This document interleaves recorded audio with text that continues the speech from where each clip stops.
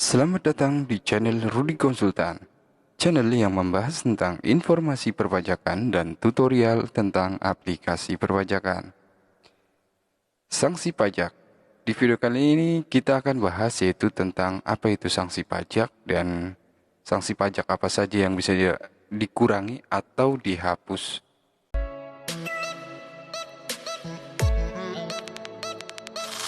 So, sebelum kita lanjut, untuk teman-teman yang saat ini belum klik tombol subscribe, silahkan klik tombol subscribe di bawah ini. Jangan lupa Sobat Pajak nyalain juga loncengnya, agar pada saat kita ada update video terbaru, Sobat Pajak adalah orang pertama yang mendapatkan notifikasi pemberitahuannya. Oke, di sini adalah sanksi apa saja yang bisa dikurangi atau dihapus. Sanksi administrasi berupa bunga, denda, dan kenaikan terutang sesuai dengan ketentuan peraturan perundang-undangan perpajakan.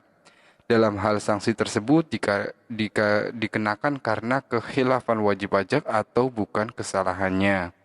Adapun syarat untuk permohonannya ada beberapa ya. Jadi untuk syarat yang pertama yaitu permohonan untuk satu surat ketetapan pajak atau surat tagihan pajak, kecuali permohonan tersebut diajukan untuk surat tagihan pajak disebabkan adanya pajak kurang dibayarkan berdasarkan ketetapan pajak. Sepanjang terkait dengan surat ketetapan pajak yang sama, maka satu surat permohonan dapat diajukan untuk lebih dari satu surat surat tagihan pajak. Jadi misalnya sobat pajak ada 3 STP ya, atau surat tagihan pajak, terus kemudian sobat pajak untuk pengajuan surat permohonan penghapusan atau pengurangan sanksi pajaknya, sobat pajak bisa mengajukan dengan 3 surat. Iya. Untuk poin yang kedua yaitu permohonan harus diajukan secara tertulis dalam bahasa Indonesia. Jadi sobat pajak bisa ketik, terus kemudian silakan sobat pajak print, terus kemudian silakan sobat pajak ditandatangani oleh direksi dan disampaikan ke kantor pelayanan pajak. Untuk poin 3 yaitu mengemukakan jumlah sanksi administrasi menurut wajib pajak yang akan disertakan dengan alasan. Jadi di mana nanti STP-nya nilainya berapa, terus kemudian sobat pajak disertakan dengan alasan kenapa minta pengurangan atau penghapusan sanksi tersebut. Terus untuk poin yang keempat yaitu permohonan harus disampaikan ke kantor pelayanan pajak tempat wajib pajak terdaftar. Jadi sobat pajak setelah membuat STP, terus kemudian yang tadi saya bicarakan setelah ditandatangani oleh direksi, terus kemudian sobat pajak sampaikan ke KPP terdaftar. Dan yang poin kelima yaitu surat permohonan ditandatangani oleh wajib pajak dalam hal ini permohonan ditandatangani bukan wajib pajak. Surat permohonan tersebut harus dilampiri dengan surat kuasa gitu. Emang apa sih nggak boleh? Oke, adapun ketentuan-ketentuan tambahan ya, yaitu satu, yaitu permohonan dapat diajukan oleh wajib pajak paling banyak 2 kali. Jadi permohonan yang kedua harus dilakukan paling lama 3 bulan sejak surat keputusan Direktur Jenderal Pajak atas permohonan yang pertama dikirim. Jadi misalnya sobat pajak sudah mengajukan, terus kemudian dapat balasan dari Direktur Jenderal Pajak, terus misalnya ada kekurangan data atau mungkin kesalahan nomor STP-nya, sobat pajak silakan dibetulkan dengan cara pengajuan kembali.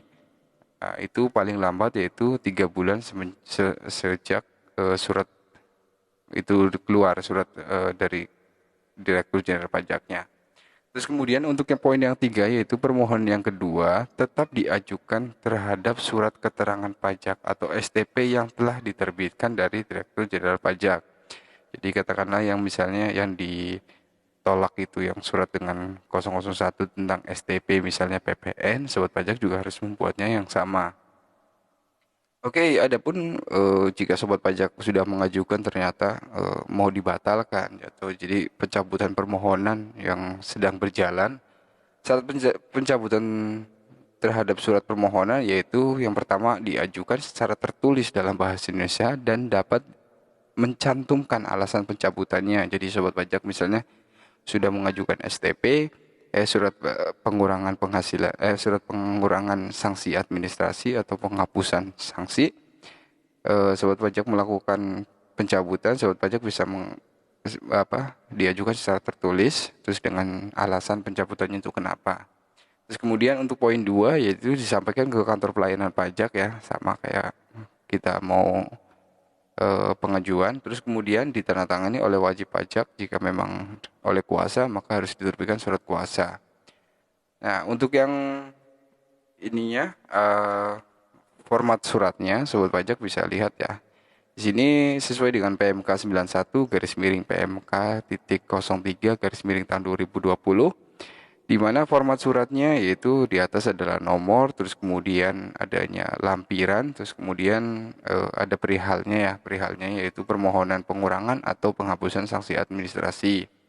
Terus kemudian nanti ada tertujunya ya untuk Direktur Jenderal Pajak, terus kemudian UB-nya ke KPP mana sobat pajak terdaftar, terus kemudian di alamatnya di mana.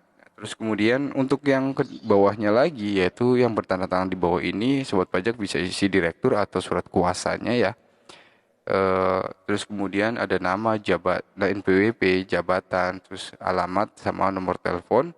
Terus kemudian di situ ada bertindak selaku, yaitu apakah wajib pajak atau wakil ya. Kalau misalnya dari wakil ya, sobat pajak tinggal checklist saja. Terus kemudian dari wajib pajak dia akan menerangkan yaitu yang di atas adalah nama direksi, terus kemudian yang di bawah sini adalah nama perusahaan yang mendapatkan STP. Jadi nama, NPWP dan alamatnya. Terus kemudian berdasarkan ini mengajukan pengurangan atau penghapusan sanksi administrasi yang tercantum dalam surat tagihan pajak. Nah, sobat pajak di sini untuk nomornya sobat pajak bisa lihat di nomor STP ya yang sobat pajak terima dari kantor pelayanan pajak.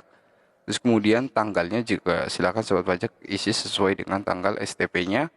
Terus kemudian sebagai akibat dari ya, jadi silakan di situ ada berapa opsi ya. Yang pertama keterlambatan, terus kemudian pembetulan, terus keterlambatan pembayaran pajak atas. Jadi ini ada 3 opsi, mungkin sobat pajak bisa ceknya apakah karena keterlambatan pendapatan SPT, maka sobat pajak isi di sini yang 1, 2, 3 di bawah ini sobat pajak bisa hapus. Jadi kalau misalnya tentang pembetulan ya sobat pajak isi pembetulan, terus kemudian silakan isi tahun masa pajaknya, terus kemudian tanggal dan jumlah atas pembayaran pajaknya ya, terus kemudian tanggal pembayaran pajaknya, terus kemudian tempat pembayaran pajaknya dan NTPN.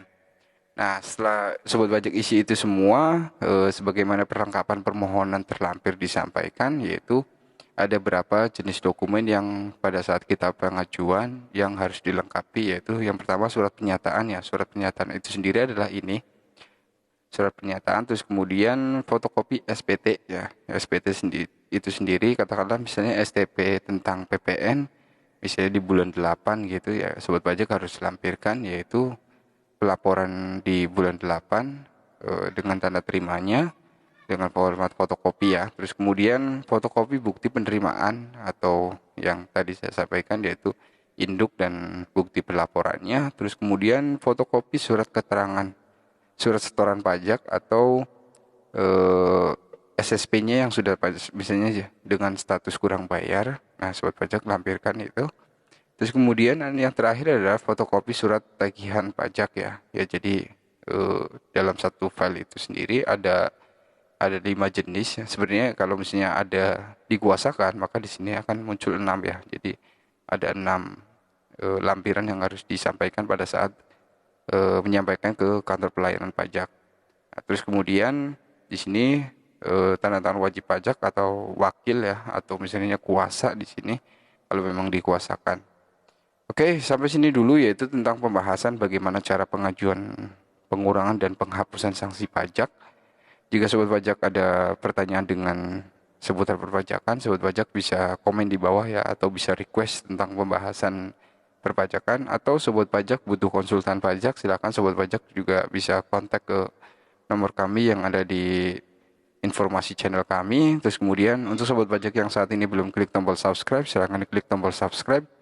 Jika sobat pajak suka dengan video ini, jangan lupa share ke teman-teman kalian agar informasi yang kita sampaikan bisa tahu orang banyak.